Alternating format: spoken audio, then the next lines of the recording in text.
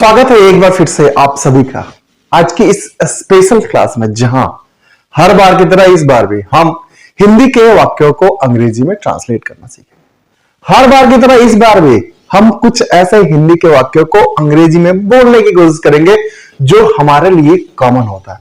हम ऐसे वाक्यों को रोज सुनते हैं, अरे रोज बोलते हैं, और रोज कहीं ना कहीं किसी न किसी तरीके से इनसे हमारा पाला पड़ ही जाता है। तो चलो देर नहीं करते हैं, आज ऐसे ही कुछ हिंदी के वाक्यों को अंग्रेजी में ट्रांसलेट करेंगे और फिर इन वाक्यों को हम अंग्रेजी में बोलने की कोशिश करेंगे। लेकिन आज की क्लास स्टार्ट होने के पहले आप सभी को मेरी तरफ से ढेर सारी बधाइयां। अब क्यों भाई? अब बधाइयां इसलिए कि आज नहीं पीछे एक दो दिन पीछे ही हमारा परिवार 1000 से ऊपर का हो चुका है। जहां अभी तक मैं अपने परिवार में सिर्फ 5-6 लोगों को ही देखता था, आज मुझे बहुत खुशी हो रही है कि आज मेरा एक छोटा सा परिवार 1000 से ज्यादा लोगों के साथ एक बड़ा परिवार बन चुका है। तो इस खुशी के लिए आप सभी को मेरे तरफ से बहुत सारी बधाइयां। और अब मेरे ऊपर जिम्मेदारियां बढ़ती जा रही हैं, क्योंकि पहले मुझे 5 लोगों का देखभाल करना पड़ता था और अब मुझे 1000 से ज्यादा लोगों की देखभाल करनी पड़ेगी। और मैं कोशिश करूंगा कि यह मेरा परिवार प्रतिदिन बढ़ता रहे और एक दिन ऐसा हो कि बहुत सारे लोग मेरे परिवार में जुट जाए। तो चलिए खुशी मनाता है। लेकिन एक छोटी सी बात मैं बता दूं कि मेरी हर खुशी के पीछे एक छोटा सा दुख भी रहता है। 26 जनवरी 2025 को मेरे 1000 सब्सक्राइबर, मेरे परिवार में 1000 लोगों से ज्यादा की संख्या हो गई थी और सेम डे में, मतलब 26 जनवरी को ही मेरा एक्सीडेंट हो गया था। बट ऐसा पहली बार नहीं हुआ है। इसके पीछे भी मेरी इंस्टाग्राम पे एक वीडियो 1 मिलियन व्यूज जिस दिन हुआ, उस दिन शाम को मेरी बाइक चोरी हो गई। और ऐसा दूसरा बार भी नहीं हुआ था। इसके पीछे भी मेरे साथ बहुत बार ऐसा हुआ है कि मुझे कहीं से छोटी सी खुशी मिलती है तो उसके बदले मुझे एक बहुत बड़ी अपनी खुशी को देना पड़ता है। तो चलिए कोई बात नहीं, इस बात की खुशी तो है कि आज मेरे साथ 1000 लोग जुड़े। मेरे परिवार में 1000 से ज्यादा सदस्य हो चुके हैं और बढ़ते जाएंगे। अब जो होगा सो देखा जाएगा। अगर बड़ी बड़ी खुशियां या छोटी छोटी खुशियों के लिए कि मुझे कुछ देना भी पड़े, मेरे कुछ बलिदान भी हो जाए, तो मैंने नहीं रखा। छोड़ो इन सारी बातों को, आज की क्लास स्टार्ट करते हैं। आज की क्लास भी हमारी वैसे ही हिंदी के वाक्य है जो हम रोज सुनते हैं, जो हम रोज बोलते हैं। बस इन्हें अंग्रेजी में बोलते वक्त या अंग्रेजी में अनुवाद करते वक्त हमें डर लगता है। तो चलो इन हिंदी के वाक्यों को हम अंग्रेजी में अनुवाद करेंगे पहले और फिर इन्हें अंग्रेजी में बोलने की कोशिश करेंगे। अब जरा गौर से इन हिंदी के वाक्यों को देखना।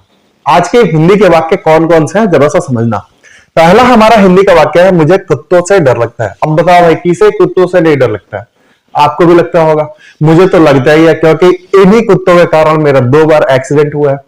एक बार चुपके से एक कुतिया ने मुझे काट लिया और एक बार मैं हाईवे पे जा रहा था तो 2 कुत्ते आपस में लड़ रहे थे और दोनों एक मेरी बाइक के सामने आ गए। फिर वहां पे मेरा एक्सीडेंट हुआ। वो तो भला है ऊपर वाले का, या भला हो मेरे परिजनों का, जिन्होंने मेरा ध्यान रखा, मेरे ऊपर उनका आशीर्वाद बना हुआ है कि पीछे से कोई बड़ी गाड़ी नहीं आई, अन्यथा ऑमलेट बन गया रहता मेरा। ये सारी चीजें पास्ट की हैं, लेना देना नहीं है। मुझे कुत्तों से डर लगता है, ऐसे वाक्य आप बोलते हो, ऐसे वाक्य आप सुनते हो, लेकिन इन वाक्यों को अंग्रेजी में कैसे ट्रांसलेट करें ये आपको नहीं पता है। तो आज हम इन्हीं वाक्यों को अंग्रेजी में ट्रांसलेट करने की कोशिश करेंगे। तो चलो, मुझे कुत्तों से डर लगता है, बच्चों को हाथी से डर लगता है। सही बात है भाई। हाथी को चींटी से डर लगता है, ये तो एकदम नेचुरल चीज है।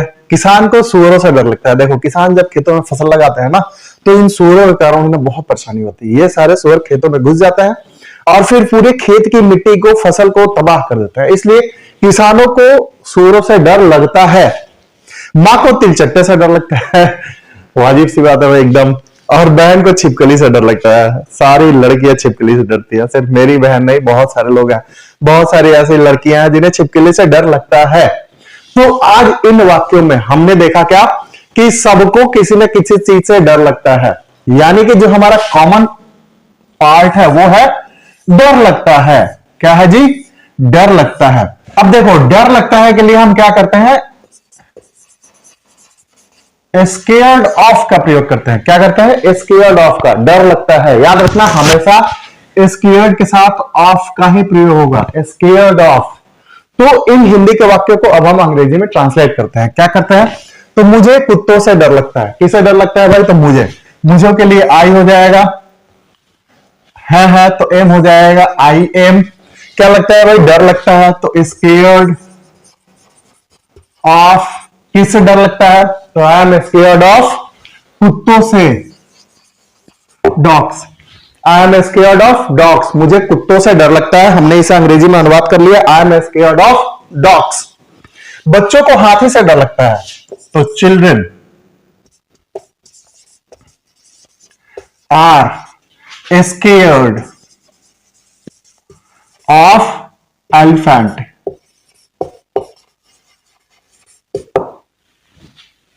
बच्चों को हाथी से डर लगता है, children are scared of elephant. बच्चों को हाथी से डर लगता है, children are scared of elephant. हाथी को चींटी से डर लगता है, तो एलिफेंट इज स्केयर्ड ऑफ किससे? चींटी से। तो हाथी को चींटी से डर लगता है, elephant is scared of ant. Elephant is scared of ant. किसान को सूअरों से डर लगता है, किसान को सूअरों से डर लगता है, तो फार्मर। यहां किसानों कर दो तो और अच्छा रहेगा, बहुवचन हो जाएगा। Farmers are scared of pigs. Farmers are scared of pigs. किसान को सूअरों से डर लगता है।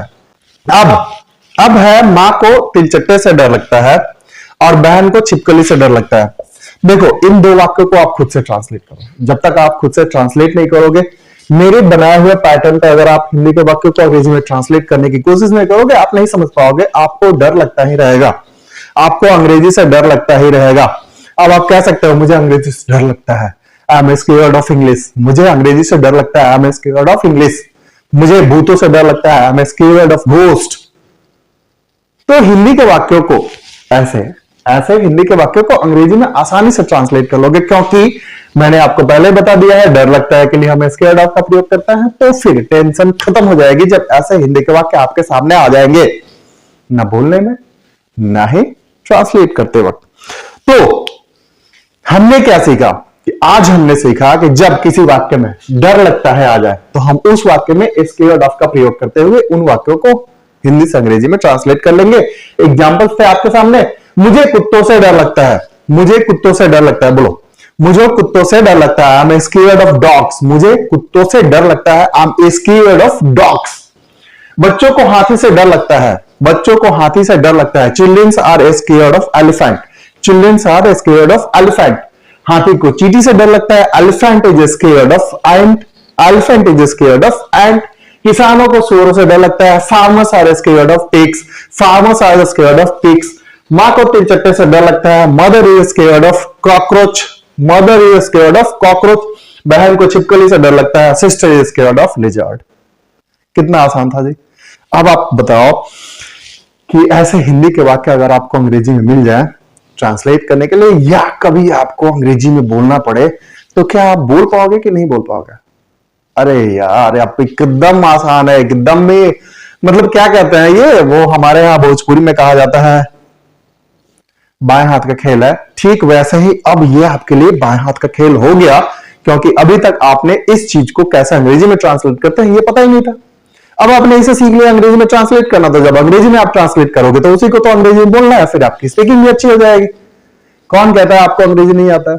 बस एक छोटा सा स्ट्रक्चर आपको ऐसे हिंदी के वाक्यों को अंग्रेजी में ट्रांसलेट करने के लिए सिखा देता है। आपकी एक छोटी सी कोशिश ऐसे हिंदी के वाक्यों को अंग्रेजी में बोलना सिखा देती है। तो फिर आज से ही इन हिंदी के वाक्यों को अंग्रेजी में ट्रांसलेट करने की कोशिश करते रहो, और अंग्रेजी में जब भी मौका मिले झाड़ दिया करो।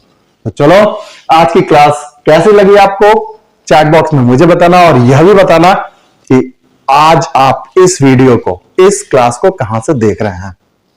तो फिर मिलते हैं कल कुछ नए क्लासेस के साथ। तब तक के लिए हैव अ गुड डे।